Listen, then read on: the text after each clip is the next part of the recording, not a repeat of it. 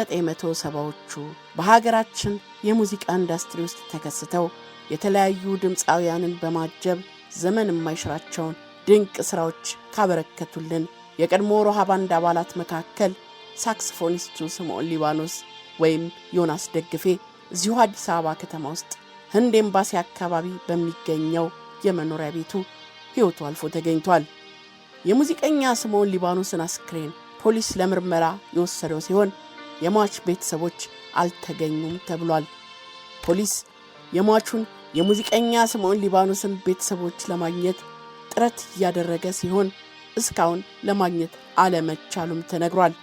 በተለያዩ የአፋልጉን ማስታወቂያ ፖሊስ የሙዚቀኛውን ቤተሰቦች እያፈላለገ ይገኛል። የሮሃ ባንድ ተመስርቶ ጥቂት እንደሰራ ባንዱን ለማጠናከር ተጨማሪ ሙያተኞችን ማካተት በማስፈለጉ ባንዱን የተቀላቀለው ሳክስፎን ተጫዋቹ ስምዖን ሊባኖስ ወይም ዮናስ ደግፌ ባንዱ የሰራቸውን በርካታ ሙዚቃዎች በሳክስፎን ሲያጅብ ቆይቷል። ከሮሃ ባንድ ጋር ለ13 ዓመታት አብሮ መዝለቆ የሚነገረው ስምዖን ከሰራቸው ስራዎች ውስጥ የሮሃ ኮሌክሽን አልበም፣ ቴዎድሮስ ታደሰ፣ ኩኩ ሰብስቤ፣ ኤፍሬም ታምሩ፣ መሐሙድ አህመድ፣ ንዋይ ደበበን ጨምሮ የበርካታ ድምፃውያን ስራዎች ይገኙበታል።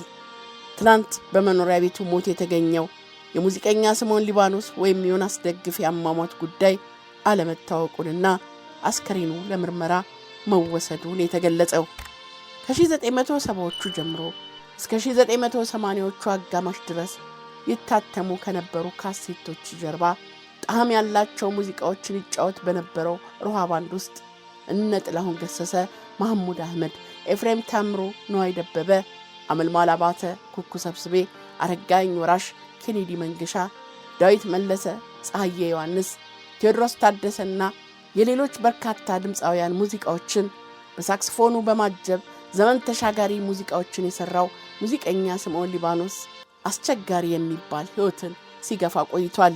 ከዛሬ 8 ዓመት በፊት ቦሌ መንገድ ከሸዋ ሱፐርማርኬት ፊት ለፊት ከሚገኘውና ለ25 ዓመታት በላይ ከኖረበት የኪራይ ቤቶች ንብረት ከሆነው መኖሪያ ቤቱ ጥር 23 ቀን 2009 ዓ.ም እንዲወጣ ተደርጓል።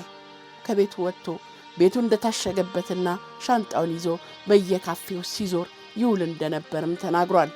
ድምፃዊ ኤፍሬም ታምሩ ሮሃ እንደገና በሚል ርዕስ የድሮ ዘፈኖቹን ሲያሳትም ሙዚቃን ተጫውቶ ያለምንም ክፍያ መሸኘቱንም በወቅቱ በተደረገለት ቃለ መጠይቅ ላይ ተናግሮ ነበር።